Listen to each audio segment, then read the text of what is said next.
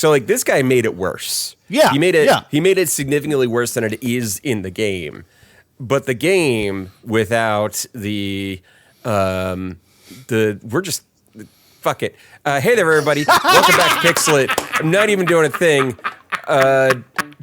With me as always is Phil. Hello. I don't even want to waste it on Fuck the it. preamble. Fuck it. You know what else is fuck it? It's Pixel. Hey there, everybody. Welcome back to Pixel. Oh, My it's name gonna is be Kevin. a With me as good always is Phil. episode. I finished the book today. 1 hour ago. I hit man. record. Yeah, we're recording, baby. Yeah. Phil, he literally got on the call, and we were just like started Immediately. we were like Just started ripping it's- immediately. This book, blah blah blah. All right, so I didn't take any notes. So it's what's gonna happen is I'm just gonna really drunk history my way through what happens in the back third of this book. Sláinte Phil, I got myself a Diet Coke, and we're gonna Sláinte. go to town. All right, so. In the back third of the book is basically everything that you know. If you've played the game, you know what happens to the back third of this book. All right. So there's 2 boss fights that he has to do. It's basically Sniper Wolf boss fight part 2 and Vulcan Raven boss fight part 2. And both of them are just absolutely absurd, right?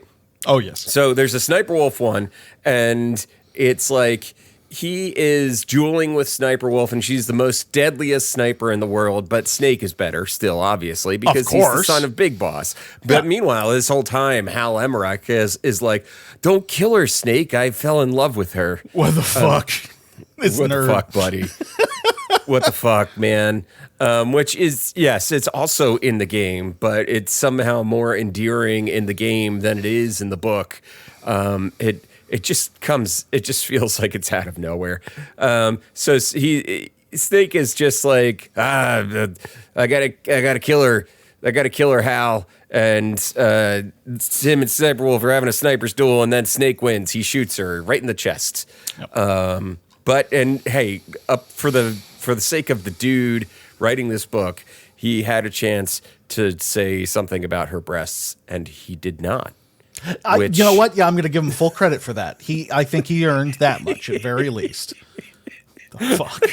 What the fuck? So Sniper Wolf has this whole like, to be a warrior. There's like so many scenes of waxing poetic about what it means to be a warrior and a soldier in this world. And how she was always at war because she's a Kurd, and you know the geopolitical history of Kurdish people. They've always kind of been in a dicey, precarious situation over there in Iraq, right? They're yeah. So anyway. So she's like, Snake, do me the honor of killing me. Like, don't let me just bleed out here. And Hal's like, no. And she's like, I'm going to die anyway. And he's like, okay. So Hal looks away, and Snake shoots her in the face. And she said, doesn't she say something along the lines of like I realize now I wasn't trying to kill people. I wasn't looking waiting for someone to kill. I was waiting for the person who would be able to kill me. Which is I'm sorry. I hate to sound like a fucking femme lefty over here, but it's like I don't, because I am. But just do any of the guy characters say anything like that on their way out, or is it's just the girl? Okay, interesting. Found that interesting. Yeah. So there's these boss fights kind of are like basically the tent poles of the back third of the book. In the meantime, there's a moment at which Snake is I recall this part explicitly because I texted Phil about it, and there's a moment which Snake is like running up a flight of stairs, and there's like a fire down below, and he's like talking. He starts thinking about 9/11, which so random. What the fuck, man? Would you please, do you have your phone? Would you please read what you said to me? I'd like to hear it in your voice. this is what I texted you. That's right. This is what I texted you. Let's see. This was all right, here, scrolling yesterday. past. Yeah, I'm scrolling beyond. We're recording this the day after Trump was convicted. So I'm still scrolling. drunk. It's great. God, where is it? Okay. I'm like, the towers burning on 9/11, but those towers had been hit with jets, and this one hadn't. So Snake felt safe. Brother, what? Literal holy, and you say holy Jesus shit, and I respond literal holy shit from Jesus' butthole, soft served onto the ground in a tight coil, with Jesus pointing at it and saying, "Damn, that's a holy shit." That's it. That's all we need. That's it. That's all it. the description it'll ever need. That's all the description it will ever need, because. So the game came out before 9/11. The game was mid few years. mid late 90s. It's what, 1997, I want to say, or 8 at latest. Yeah, 97, 98 or something like that, and it's takes place in 2005. So the game has no mention of September 11th, obviously. No. But the book sure does, because the book comes out in 2008, I want to say, and is it's in a post 9/11 world, and obviously we're Raymond Benson had to shoehorn that reference in there somewhere. Gotta put it in because we told them we'd never forget, and we would hashtag never forget. And, so it's 23 years later, and we hashtag have not forgotten. We're trying like crazy to, but we made that oath. We made that oath. God damn it! When I was 17 years old, and yeah, that was my freshman year. I had been out of the house for 2 weeks. Freshman year of college. That is amazing. It was so here's a fun fact. My brother's first day of work after graduating college was September 10th, 2001, working for a commercial travel company. Oh, Jesus Christ. Like a business-to-business travel company. Jesus. He, then September 11th, he was furloughed September 12th, 2001. Yeah. I bet he was. It was a great couple of days of work. Fun while it lasted, boys. Let's while it lasted, boys. He was fresh out of Georgetown with his business degree. Oh man. Anyway, fucking Metal Gear Solid had shoehorns September 11th in there. Yeah, because fuck it, why not? Fuck it. Hashtag Snake never forgets. That's true. So anyway, there's a whole lot of bullshit going on between Snake and the Colonel over the course of the intercoms, and Master Miller. I had been hinting at Master Miller is not the real Master Miller. And we had been Frankie foreshadowed that was a thing already, because we get the scene in which Master Miller is killed, presumably, at the very beginning. Now, in the game, if we're talking about like where things are supposed to happen in a story, so that it's like you could have withheld that information from the audience, like that. That did not have to be like. It didn't have to be in precise chronological order. We could just we could be interesting with it. In the game, that's a twist. It's a twist in the game that Master Miller is not Master Miller. Yeah. It's a twist that it's actually Liquid Snake pretending to be Master Miller the entire time. So anyway, Master Miller is doing some bad information. He's giving misinfo, a disinfo campaign to Snake by being like, "Hey, that Naomi Hunter character is weird, huh?" And Snake's like, "What do you mean?" And he's like, "Well, something Fox Die." And Snake's like, "What's Fox Die?" And Master Miller's like, "I don't know. You should ask her about it." And and maybe ask her if there's a vaccine. I don't know. Maybe just check with her. It's not very subtle. I don't know. So he wants a vaccine. Master Miller's wondering about a vaccine for Foxdie. And anyway, Snake goes on. He ends up fighting Vulcan Raven. Oh, sandwiched in here, I forgot, is a battle with the Hind D, where it's Snake versus Liquid. And all of these moments are like tears in the rain. Like cocaine in the snow. We've really got to stop referencing Better Media when we talk about these books.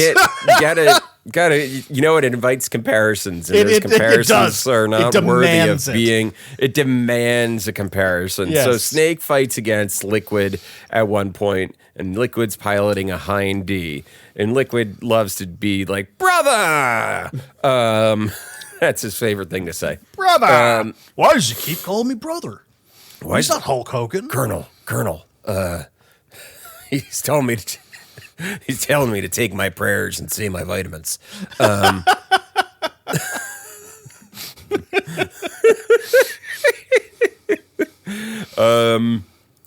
So yeah, the Snake has a battle with the Hind D, and he's cartwheeling around a lot, you know, doing tumbles and stuff, and eventually gets his hands on a rocket launcher, and he shoots the Hind D down. And he's like, yes, I killed Liquid. And then Hal Emmerich is like, there's a guy. I think there's a parachute guy over there. And he's like, shit. So Liquid is still alive. Yeah. Liquid is still alive. And you know, what else happens? He runs into Vulcan Raven. Mm-hmm. They talk a lot about there's some weird shit with there's a lot of weird genetics and racial stuff in the book as a whole.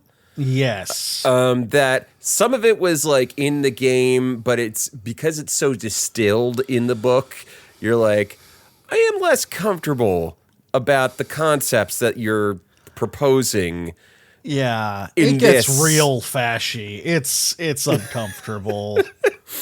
So Vulcan Raven tells Snake about how their ancestors had to have met on the battlefields of Mongolia and things like that, because obviously, clearly, Snake has some sort of Asian in him. Right. He's got a little Asian in him, so he's got to have had an ancestor on the battlefields of Mongolia, like Vulcan Raven would have been, because the Inuit people also originated from Mongolia, which, sure, I guess that has, I mean, the Bering Strait and all that stuff, but, you know, you're really speaking on that from a position of authority, Vulcan. Yeah.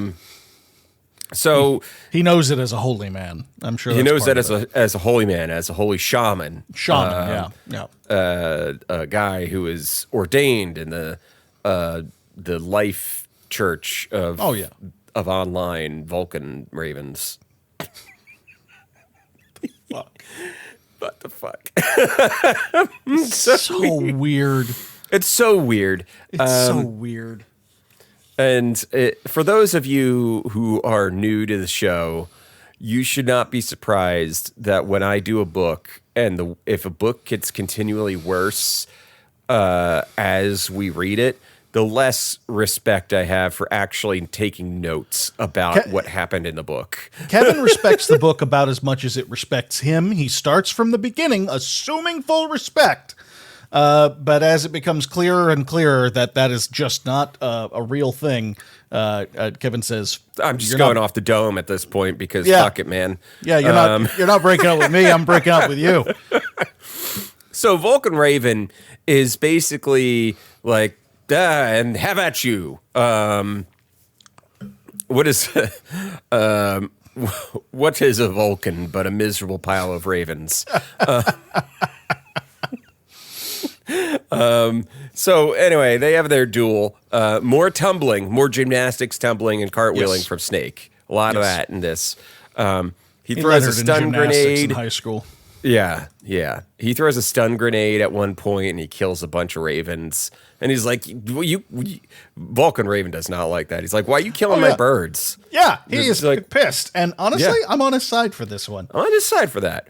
Yeah. I'm on his side. Then they go back and forth a little bit, and it's quite a boring fight. If I'm It is a really boring fight. being honest, none of the fights in this book are good. They're not written in a particularly interesting way. They're not. There's no tension to them. No. They're very straightforward, and it makes me think a little bit of any time we've read a book where it was basically just a transcription of what happens in the game. Which is this is that Yeah, yeah. for the most part. It's like he did it's- this, and then he did that, and then so he did that, and then he did this, and there's not much. He did else. that. There is one moment where where Raymond fast forwarded slightly, and I will give him 1 point of credit out of a scale of 100 for that. He knew when to get to the goddamn point for once. So, For once, fair enough. So, he fights and he kills Vulcan Raven. He kills him. He got him. Got him. And then he, of course, he's Vulcan Raven's the boss, so he has to have a lot of dying words for Snake. Oh, yeah. And he goes to town on Snake. He's like, for all this bullshit he says at the beginning about like, you're an honorable warrior, blah blah blah. At the end, he's like, nah, Snake, fuck you. yeah, you're he a drops real that piece real of- fast. He's like you're a real piece. You're just a murderer, Solid Snake. You're just a murderer, and you're murdering everybody around you. And all you want to do is murder people. You fucking dirty murderer. And Snake's like, what the fuck did I do to you other than kill you? other But than kill you, yeah.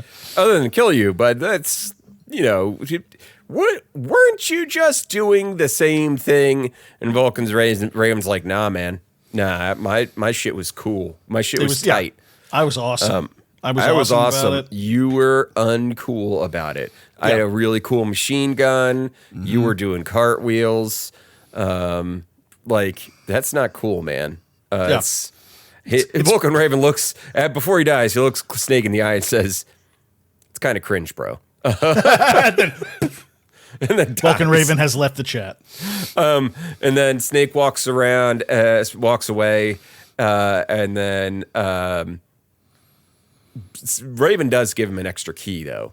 Aside from telling Snake that he's just a loser who kills people, he gives him a key, and then the Ravens come and land on the body for a second, and then fly away, and the body is gone.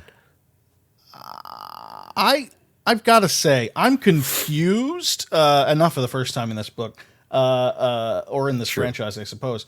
I guess I don't understand what a Gatling gun style machine gun that's normally on like an A10 Warthog or something like that, what that weapon in particular has to do with being a holy man that birds like. Well, the Vulcan, it's a Vulcan cannon. Right. I guess I was just raised on old school D&D where when you were a cleric you could only have blunt weapons and wizards couldn't use swords. Yeah. You know that General Electric made the Vulcan cannon, the M61. They did? Yeah, Jesus. it's a General Electric piece of hardware right there. Electric. Yeah, Just GE. they can do it all. Dishwashers, other home appliances, Can't do murder much machines. No, they just They kind of suck comparatively now. they could do anything until they couldn't. They could do anything until they couldn't. Yeah. What was the guy who ruined General Electric? Jack Welch. Yes, Jack Welch. He's the guy He ruined a lot who of things. Ruined a lot of things, but he really fucked up General Electric. Yeah. for the long term. Go listen to the Behind the Bastards. Oh, yeah. Series on Jack Welch, and you'll learn a lot about why if you work for corporations, you have to have a 401k now instead of just having a pension. Yeah. And companies just used to just take care of their retirees rather than, like invest in the stock market. Huh? Yeah. Feed the machine. Just be a part of the cog forever. It's real. It's like financial Warhammer. Like if there was if there was a book about, if there was a 40K story just about finances, I would really appreciate it. And it's just like, I bet there is. You think there is? There probably is. Someone's done that. You think it's in the Black Library? You think it's a horror story? It's a short story. It's very someone's worked that in there somewhere, because they can only tell the story of two armies kicking each other's asses for another 500-600 years. Then they're running out of steam. So. Max. Yeah, because I feel like I think the Emperor would be he would be a big stock market guy. He'd be a spreadsheet dude, finance bro. He'd be a finance. That's actually the God Emperor, the God finance bro of all time. Yeah. Spreadsheets for the Excel throne. Lock it in. Lock it in. We're so anyway. Meanwhile, desperate to talk about anything other than this book. Literally anything else. There's more scenes of Master Miller going Snake. He has this real smarmy, smug voice in the game, and he's like, Snake, Naomi Hunter. You have to blah blah blah. And so anyway, they're looking at. Roy Campbell, he is looking into Naomi Hunter because clearly she's not who she says she is. She's being interrogated. At some point, Naomi gets a hand on another codec and just owns up to a bunch of things. So, like, basically, Naomi Hunter is a fake ID. Hunter does not actually exist. She doesn't know who her real name, what her real name is. She was found in Rhodesia, which Buddy Raymond, he goes. I mean, I'll look. If we want to be completely fair, if you want to set somebody in a place that is filled with chaos and bloodshed and pure just insanity, Rhodesia would be a good spot for it. But right, let's not. Yeah. How old is Naomi supposed to be? Because it became Zimbabwe in 1980. Right. So like, I mean, that could still work. Especially if this but it takes place after 9/11, according to our author now. According to Raymond Benson, this is 2000. This is a post 9/11 world where this girl is like, no, he found me in Rhodesia, and Snake's like, you mean Zimbabwe? And she's like, no, it's Rhodesia, and we're like, and everybody. It's like the Fallout 4, everybody disliked that. Yeah. You're like, oh, okay, Naomi, we're going to have to. Okay. Look, I'm not going to get into it right now, but we're going to have a talk on the way home. We're going to have a talk about, colonized countries and eugenics and all that fun stuff. And there's a mention of like, that's probably why my skin color is darker. And it's like just more of the bloodline shit. More of the bloodline shit. It is not great. It is not great. So anyway, she tells a story about how Frank Yeager, who the one-time Solid Snake best friend known as Gray Fox, found her when she was a kid in Zimbabwe and like, you know, rescued her and kind of raised her as his sister, so to speak. And then Big Boss came and took Frank away from her, and then Snake ends up killing Frank in a fight over between, you know, it was in one of the prior Metal Gear games. Yeah. So, and then Frank gets resurrected as the gray ninja fox dude. Yeah. So anyway, she wanted to kill Snake, but she is having second thoughts about it. Aren't we all? Aren't we all? You know, we're not in on that anymore. No. We're you know, we're fine. We're all fine here. Thank you. Thank you. How are you? How are you? So then she gets cut off again, and he's like, Colonel, and Roy Campbell's like, I knew some of these things, but not all of them. And like, Colonel, and he's like, and Snake's like, Colonel, and Colonel's like, all right, well, let's just move on to the next thing. Yeah, sure. So Snake, Colonel? No, it's fine. It's fine. It's fine. It's fine. The Snake finds the room with the Metal Gear in it. Metal Gear. Finally. Finally. He finds the room with Metal Gear in it. Big old robot. And there's a control tower up at the top of the room, and he climbs up Metal Gear and like sneaks in so he could listen to what's happening in the room, and he hears Liquid and Ocelot talking about Fox Die and all this stuff, and it's like, well, you know, it seems like Sniper Wolf was immune to the Fox Die because of all the drugs that she took. We're like, what? Okay. Okay. And what else did they say? Something like somebody else also seemed to be immune to the Fox Die, but Decoy Octopus ended up getting killed. That's the thing. Yeah, is he figures out that Decoy Octopus was the first of the Foxhound guys' bosses to get killed.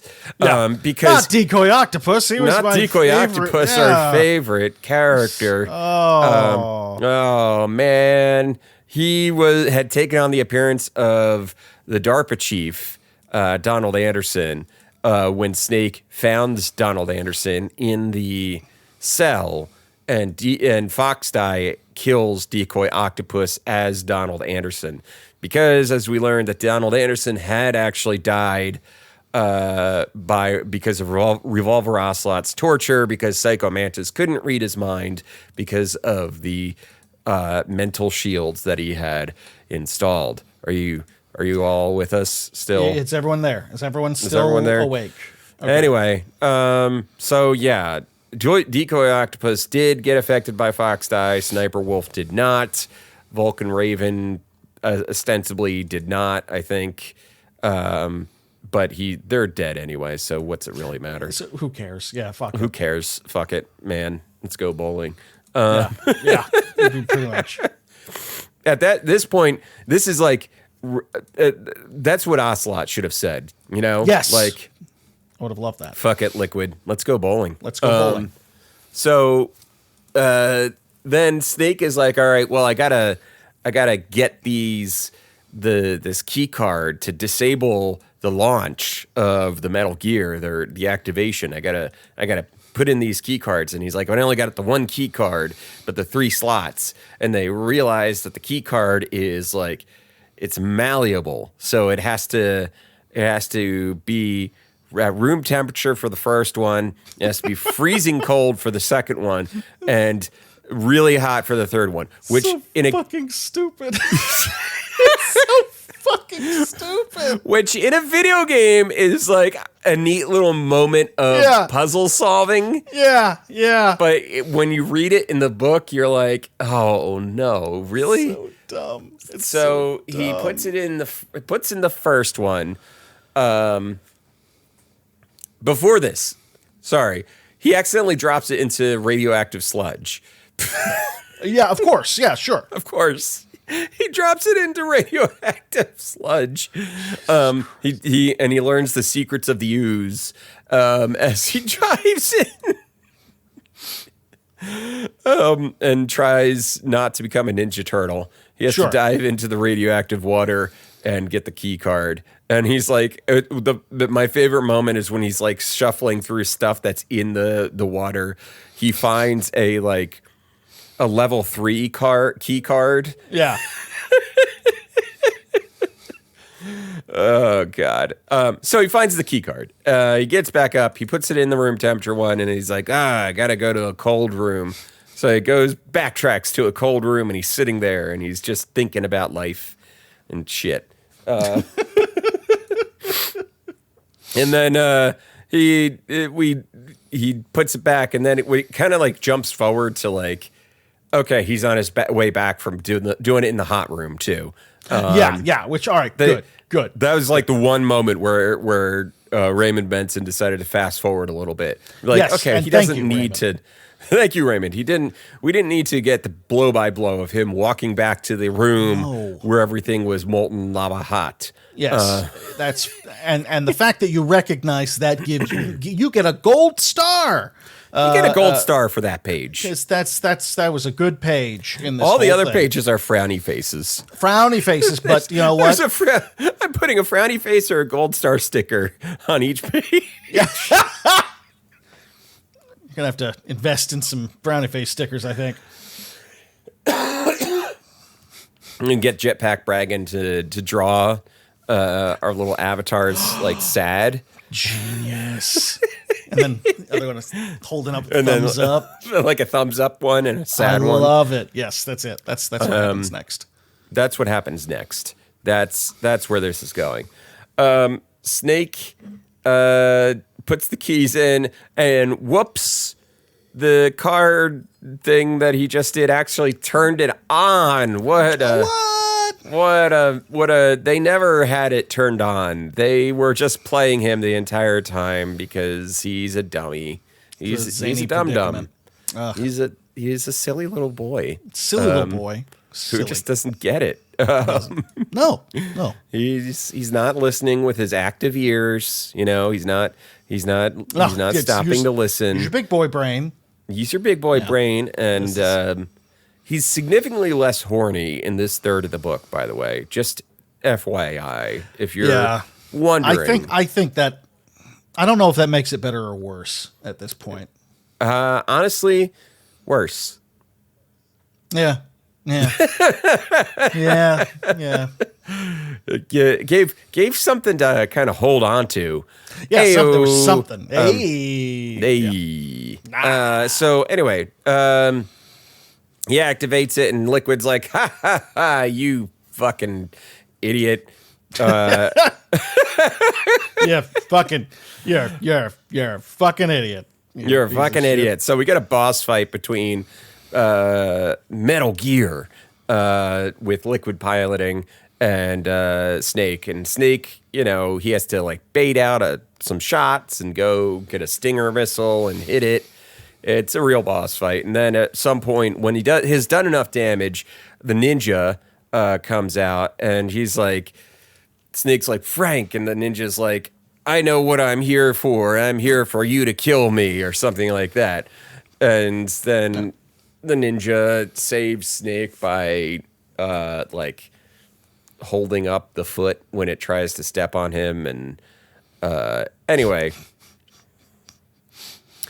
ninja gets smushed, and Snake not a hits minute it. too soon. Not a minute too soon. And then, in the meantime, Hal is like, I'm working on the thing, and he gets the cockpit to open up, and Snake shoots a rocket into the cockpit area, and everything gets blown to smithereens. At some point during this intermission, like, Snake talks to Frank, and it's like, and Frank's like, I killed Naomi's parents. Tell her that. Tell her it was all my fault. And Snake's like, I'm okay, I will. I guess. So yeah, the Metal Gear blows up. And Snake at some point passes out. And then he wakes up, and Liquid has dragged his body to the top of the Metal Gear and taken Snake's shirt off so they can have their... It's like he so wants... they can talk. So they can talk. He really just wanted to reenact the Top Gun volleyball scene. Sure, absolutely. Will you be my Val Kilmer? Yeah, you could ride my tail anytime. Absolutely. He's like, if Liquid is Val Kilmer, then he wants Snake to be his Tom Cruise. That's really where we're at right now. I think that's what and it's nice that he knows that he's the antagonist at the same time. It's nice that he knows that he's the Iceman. Yeah. Yeah, exactly. It's nice. And he gives an entire speech to that effect about how he just really info dumps, ties all the threads together, you know? Sure. The l'enfant terrible, that they are the terrible children made from the big boss. There were originally 8, and they killed the other 6 fetuses because reasons to make them strong. I don't know. Not really explained. And it follows twins logic. So we're talking about the movie with Arnold Schwarzenegger and Danny DeVito, where one twin is all the dominant genes, and the other twin is all the recessive genes. Because that's how it works. Because that's how it works. It worked science, for the 1987 hit film. Is it 1987? Twins. That sounds about right. 88. I'm pulling this right out.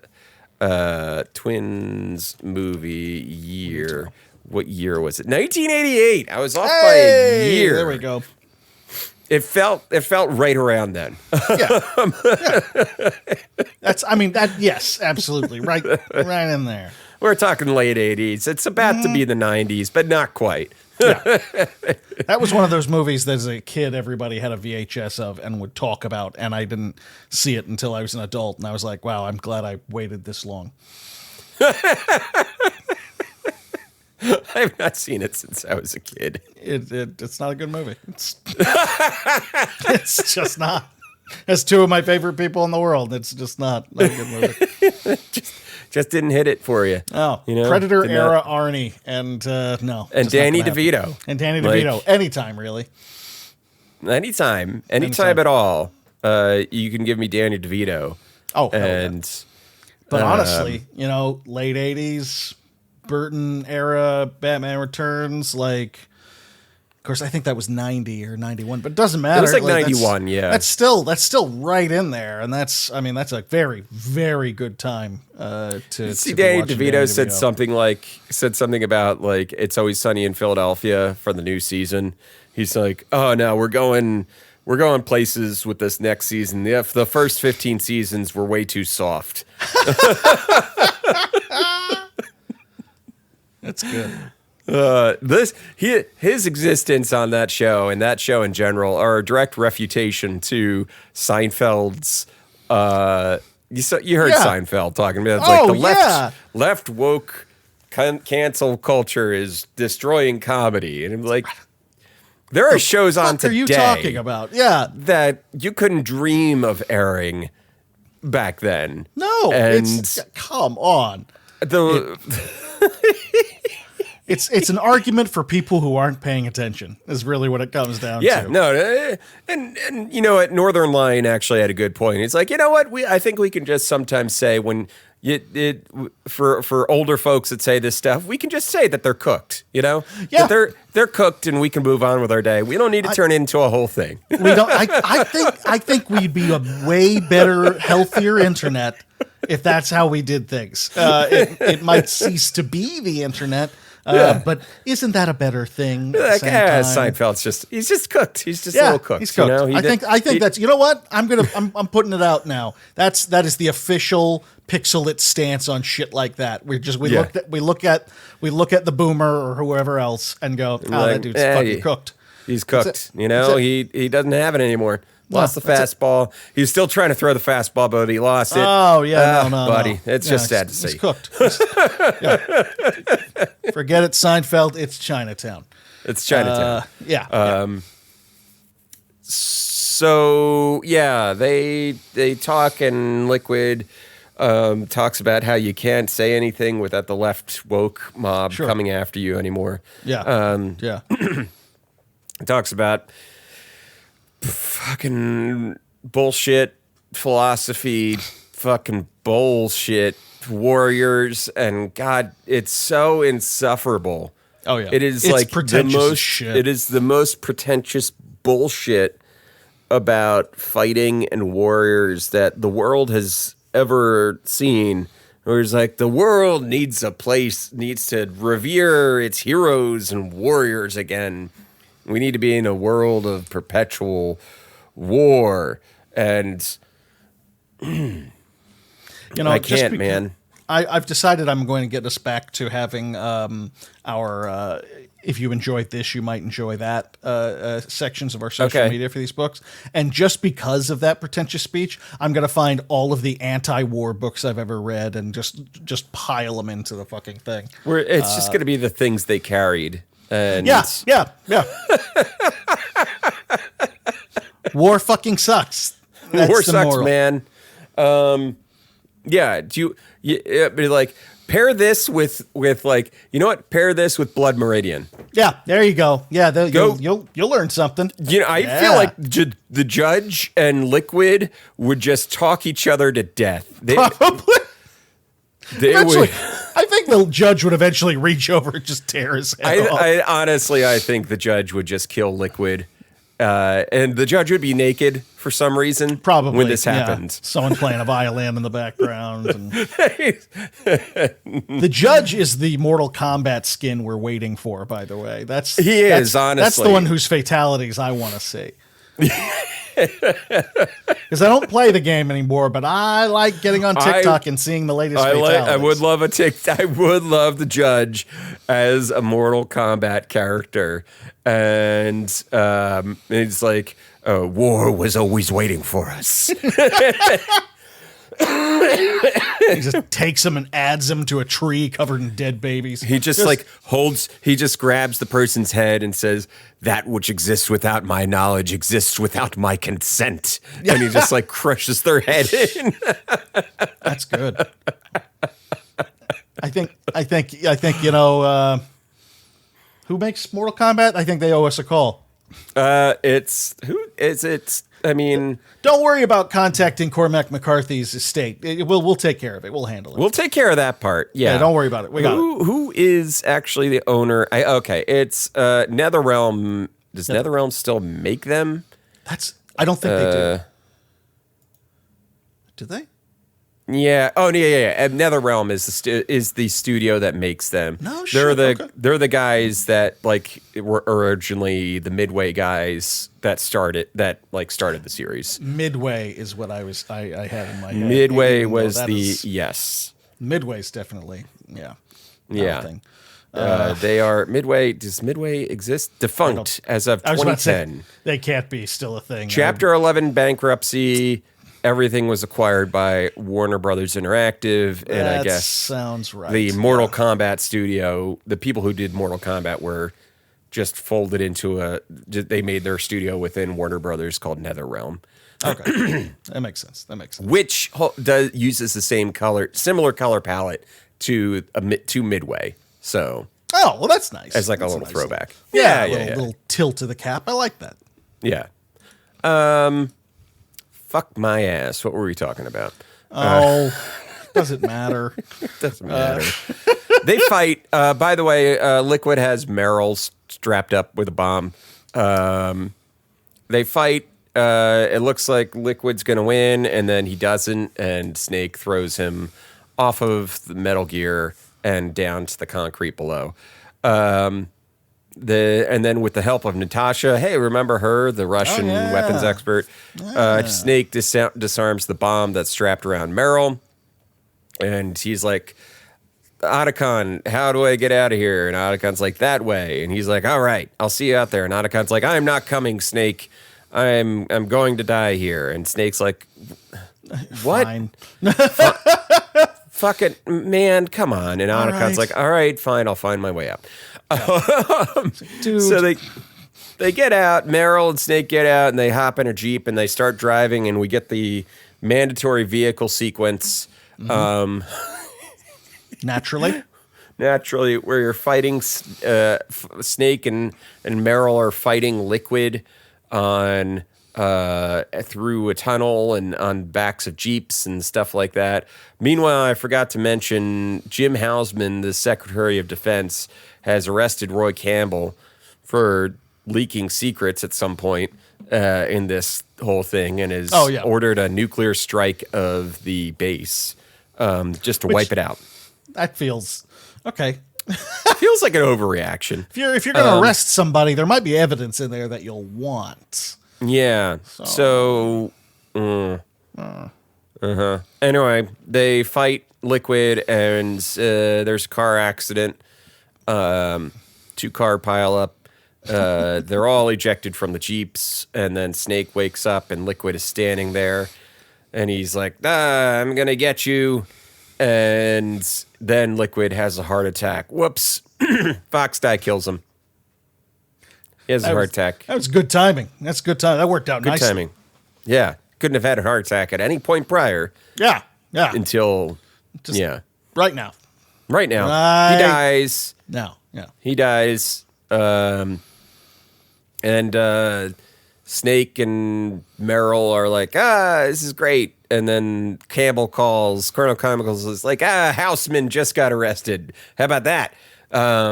Guilty on all 34 counts. Guilty on all 34 counts. The bombers have been called off, and then Otacon shows up. He's like, I'm here also. Let me show you to where the people, the hostages were all, and they save all the hostages.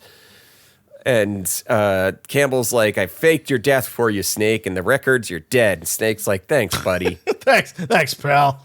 Thanks, pal. And that's pretty much the end of the book. Thank God. There's an epilogue. There's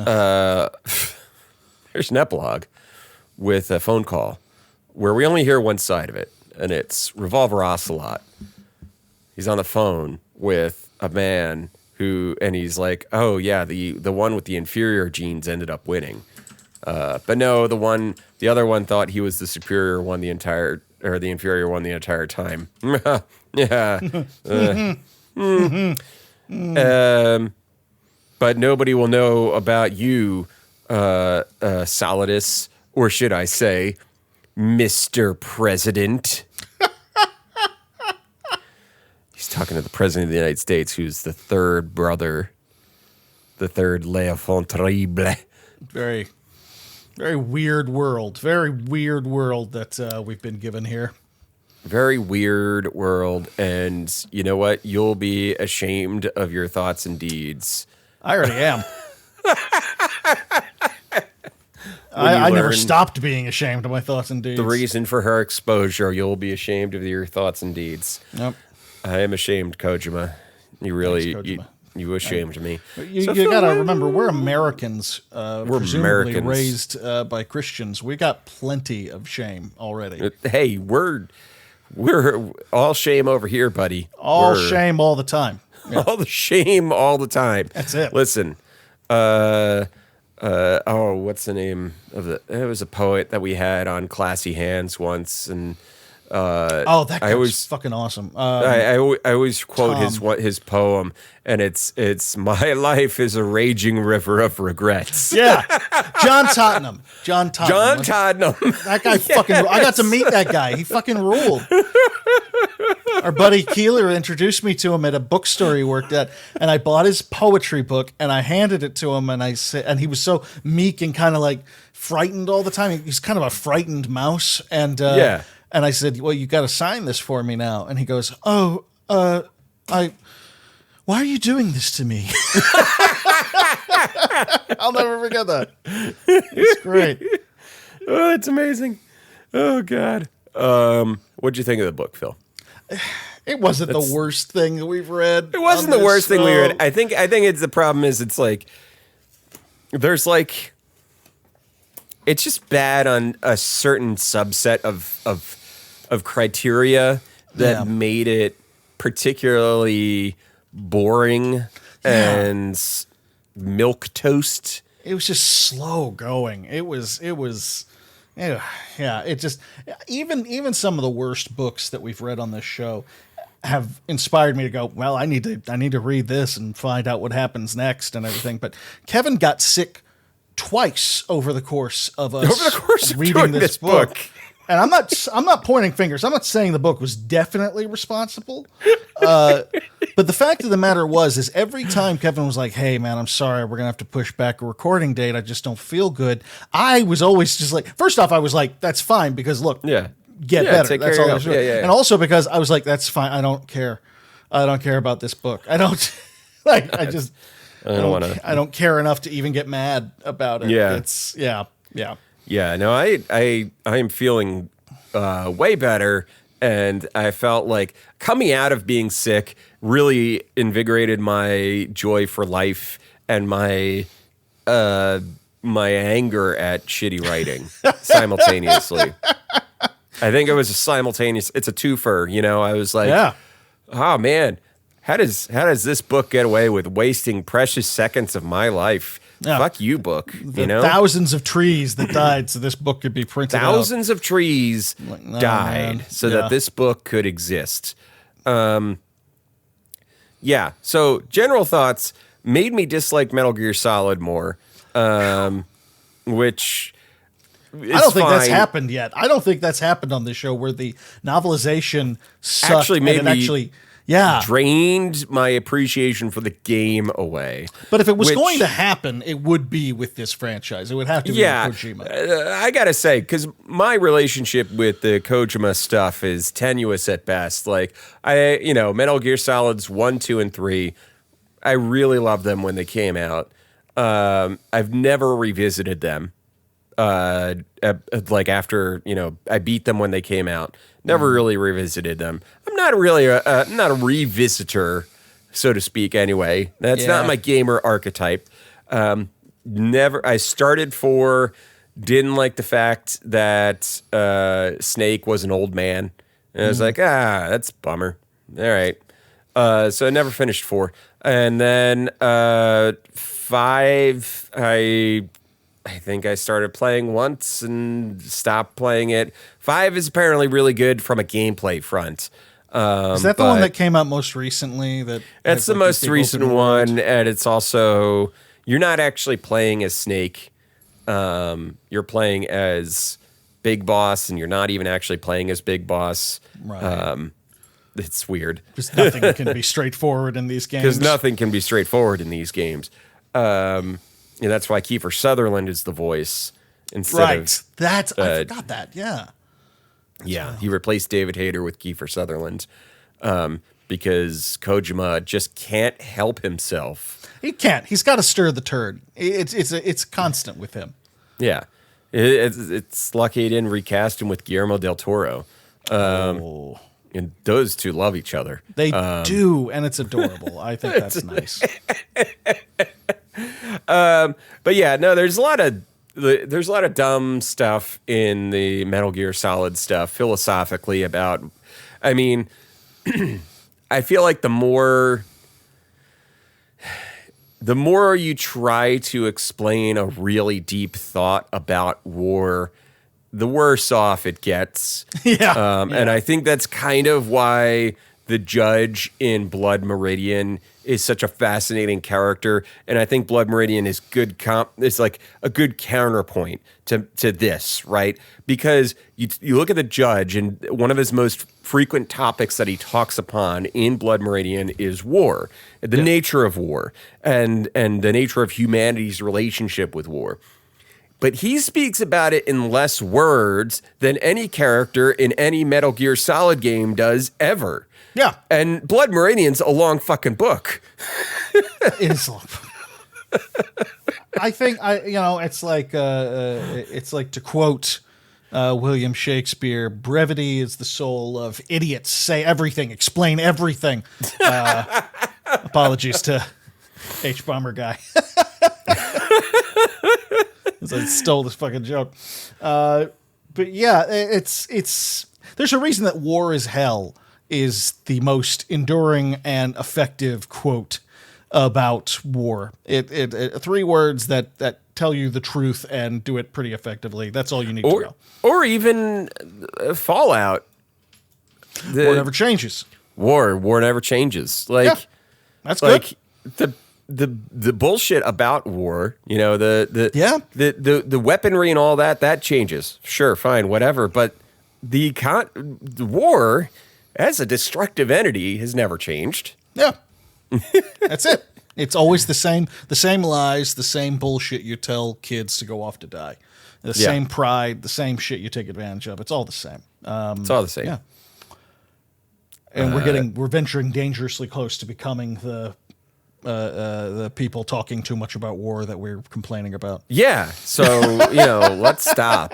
Let's stop and move right along to a part of the show that I always love getting to. And we somehow put in like a fucking hour noteless, without notes on the. I'm impressed. I was like, okay, it's gonna be a 20-minute episode and 20 minutes of what are you playing or something. But no, we that worked out okay. Yeah, that was good. Yeah.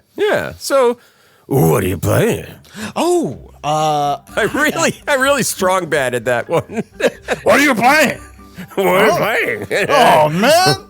Everything is about to get... Checking my email. Everything's about to go crazy, go nuts. I'm sad that I'm flying.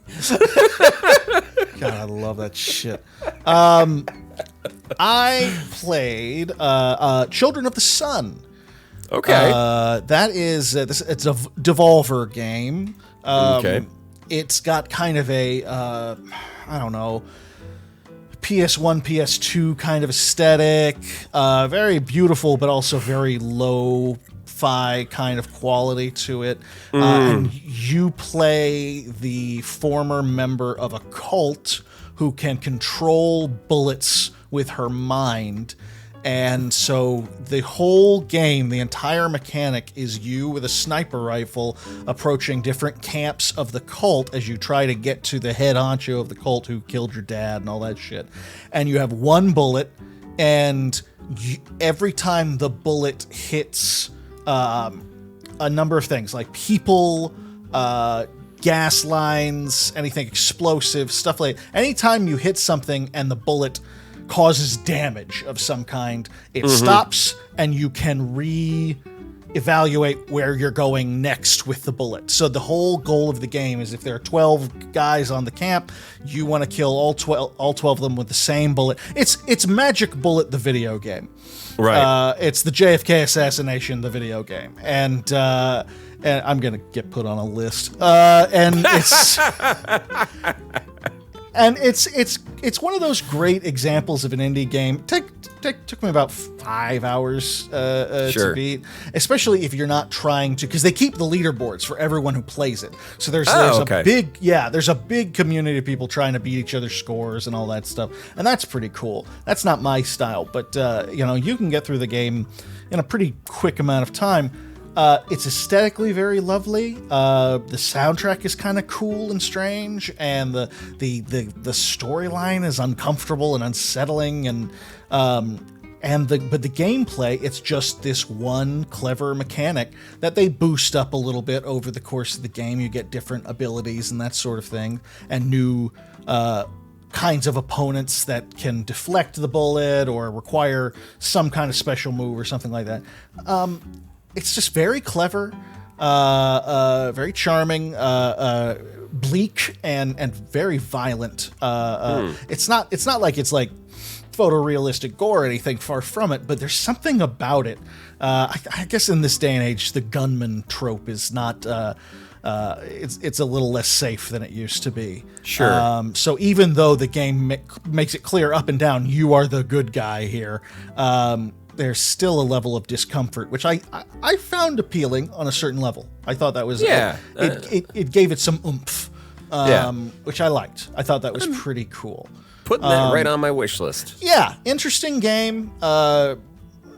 again, fun mechanic, cool aesthetic. I'm surprised I haven't heard more people talking about it, to be completely honest.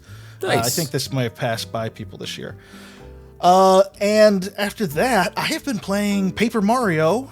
What is it? The Thousand Year Door? Yeah. Yeah. Because I never owned a GameCube. Sure. So that era of Nintendo passed me right the hell by. Right.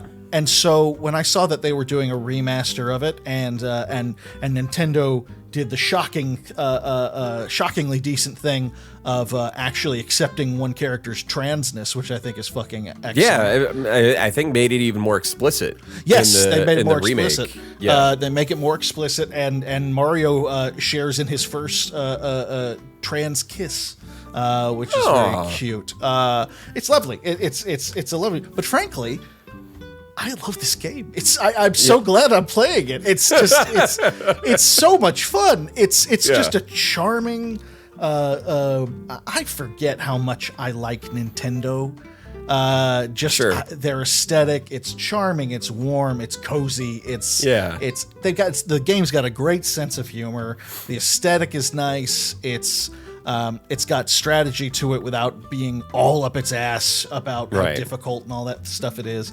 It's just a nice little game that I can sit and play on my Switch at the end of the day and get a chapter done and feel very, very good about it. And just love these characters, love the writing, the little details, stuff like that. It's fantastic. Awesome. I am shocked and appalled that I have never played this game before, because it is right up my alley.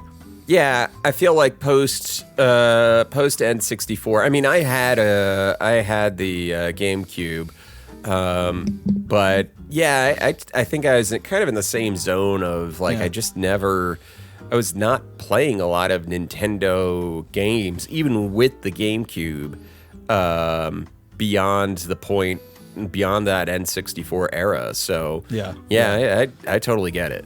I went straight from the N64 to the Switch. I never owned a Wii or a Wii U, like anything like that. So it's nice to revisit these franchises that it's lovely to see how they've evolved, and it's still so fun, and it's gorgeous. The remaster is absolutely beautiful. That's great. I've watched the Game Grumps play this game, and that was the extent of my experience with it, and I love it. I'm so glad I got it. It's super worth great. it. I'm having a blast with it. So, what about you, Kevin? What are you playing? Okay, so because it's been a little bit since we got to record between parts 2 and 3 of this series, I played, and because I was sick, I played and beat Crow Country, which is... So Crow Country is like a PS1, N64 era kind of looking game. It is a Resident Evil style game where you are, you have your little character. Her name is Maya Forrest, if I recall correctly. She introduces herself as Agent Maya Forrest, and she's there at Crow Country, which is an amusement park in Georgia. That's fun. And she's there to find the owner who has gone missing. And the amusement park has been closed down for years, though. And as you're wandering through the amusement park, there's all these little puzzles to solve, but then there's these little monster things that start popping up out of nowhere, and you start unraveling this mystery, and it's it's a fun and interesting story behind the mystery. Actually, you're like, oh, that's kind of clever, that's kind of interesting, that's kind of neat. So Crow Country is it's also like, I don't know, it's just satisfying to play. It's like only takes 5 to 7 hours to beat. It's like a standard Resident Evil length. Sure. And obviously, as you peel back the layers, you start finding out more and more. Like, there's the mystery behind the mystery and stuff like that. So I thoroughly recommend Crow Country if you're looking for a Resident Evil style game this year. Crow Country is your best bet. I mean, always there's Alone in the Dark is out there, and I've already talked about Alone in the Dark. But in terms of like newness and feeling fresh, I would go with Crow Country over Alone in the Dark. Very cool. But speaking of Resident Evil style games, it's actually kind of unfair to say it's in the same genre as Resident Evil, but it's similar. It's like if you made a Resident Evil game and took out all the combat encounters and made it all puzzles instead, you would have Lorelei and the Laser Eyes. You were not the first person to bring this one up. I need to look into this. So Lorelei and the Laser Eyes is set. It feels like it's set in the 1960s, but there's some weird timey-wimey, wibbly-wobbly stuff going on, so you're not entirely sure. You are playing a woman who is, for the most part, referred to as Senora by the guy that you meet at this mansion, hotel called Letzte Jahr Hotel, which just in German means last year. So you're invited there by this guy who wants you to solve the mystery of what is happening at the hotel, but also to find his script pages that he requested that you bring because he's missing script pages from a film that he's writing. That's so you're going weird. I like it. Yeah. So you're going around this hotel and you're finding all these doors are locked, and you have to use the context clues of what you see in the hotel to figure out what the doors are, why the doors are locked, or how the doors are locked. And you'll see what's really great about it is for 90% of the puzzles, the solution is like right there in front of you, and you just have to piece together what you're looking at in order to make it happen. And it's almost always in the form of like a number or something like that. But you end up picking up like a Game Boy at some point, and the only one of the main reasons you use the Game Boy is because it has a calculator on it, because sometimes you have to like solve a math problem. Right. I love it. Okay. Okay. So there's a whole lot of there's a lot of mystery to it. It's one of those where you can read through, there's plenty of stuff to read through. And it's nice because you actually have a reason to read everything that you pick up, because everything that you pick up could have a solution to a future puzzle in it. So like if you pick up some documents, it's worth actually sitting there and reading through it. Right. Because you're eventually going to run into something that might reference something. And if you hadn't read through the document when you first picked it up, you're not going to realize that the thing that it's asking you is in something that you already have. So it's like... Okay. It's not like Resident Evil where it's like, story shit, whatever. Right. Flip. It's actually helpful to know this stuff. Right, exactly. Interesting. Okay. So, Lorelei and the Laser Eyes is really cool. And briefly, only for about an hour, I started playing Manor Lords. Oh, how do you like that? That's been on my wish list forever. It's neat. You can tell it's early access, but it's cool. The mode that it has right now is basically the only mode it really has is like a 1v1 mode versus the computer. Right. I assume in like the roadmap is probably like there will be a mode where there's like a bunch of people that you're fighting against. So it's like you have your territory and you just like start with your little territory, and it's just like a few people and an encampment and like a hitching post. And it's like, all right, well, you got to build X, Y, and Z first. You got to have like a logging area because if you build too... It actually warns you the first few times if you're like starting up a game. You can't... If you build too much stuff without building the logging area, then you're trapped. Like, Oh, yeah, like yeah, because yeah. you can't generate any more wood now, and Right. you need wood to build the thing that in the first place that that generates wood. Right, right. So it'll warn you. So anyway, you build your logging area, and then you like zone for housing, and like zone for market stalls, and like you start building out your little manor town place where your peasants live. It's beautiful looking. It's just got such a lovely quality to it. It's got a lovely quality, and I think the dude that is putting it together, it's like a single dev or something like that. See, that Banished is one of my favorite games of all time, and it's got to see. I love that shit. I love the single. It's something about the single dev town builders. Yeah, I have a weakness for them. or a single dev card game. You know? Yes, that's true. Looking at you, Frankly, local single thunk. devs. Yeah, looking at you, local thunk. You know, Oh with my your God. current. To me, he is local thunk is currently, or Balatro is still running away with my game of the year. Man, I'm not sure I've played anything that really I would like we're just about at the halfway point, and it's got to be there's got to be a real strong contender for someone to unseat. especially Balatro if we're at this talking point. about just based on hours played alone. Yeah. That's insanity. Yeah, no one's come even close for me either at this point. Yeah, it's not happening. I just bought 9 Souls, Yeah, yeah. which is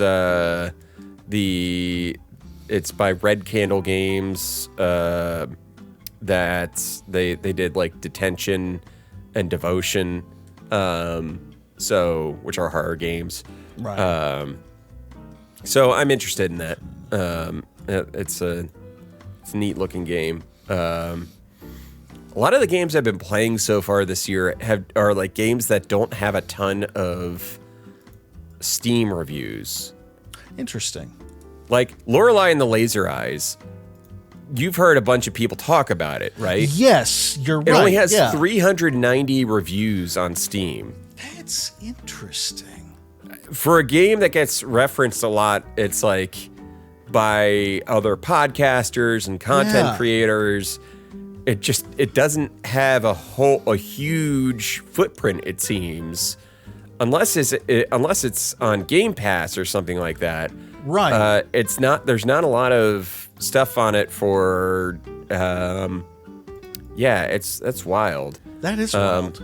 Crow Country, meanwhile, has nearly 2,000 reviews. Well, Crow Country's another. People are talking about that one a lot too, but that one's Yeah. translated a little more into.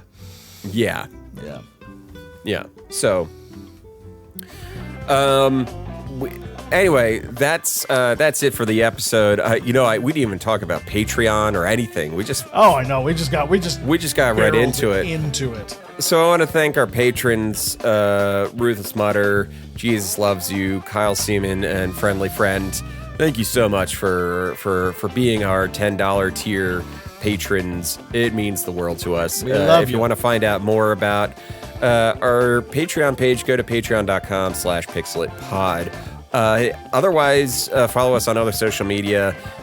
You can just search at PixelitPod in almost every social media, and we'll come right up. If you could do us a favor and rate us 5 stars on Apple and Spotify, give us a thumbs up on YouTube, or subscribe and a bell notification on YouTube, really helps out a lot. But that'll do it for tonight's episode. Thank you all so much for listening, and have a good evening. Bye.